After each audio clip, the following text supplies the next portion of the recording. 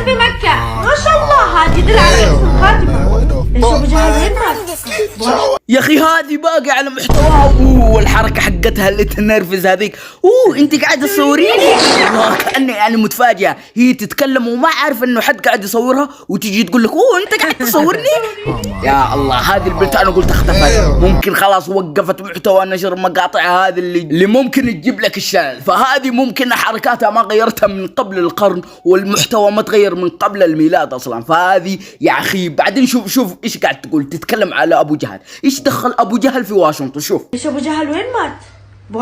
زي ما سمعت يا عزيز المشاهد. بعدين يا اخي حركاتها تنرفز والله العظيم. يا اخي ممكن لو تجيب طفل، لو تجيب شخص ثاني توريه الحركات هذه، ممكن يجي مرضيه ويغمى عليه ينتقل الى رحمه الله بسبب الحركات اللي قاعد تسويها. فاتمنى ان تغير محتواها ان شاء الله. الاشياء اللي قاعد تسويها جدا جدا انا تنرفزني شخصيا وما احبها. ولايك واشتراك يا عزيز المشاهد. الله يسعد كل شخص وكل انسان اشترك في القناه. تحيه لكل من اشترك، ويلا سلام.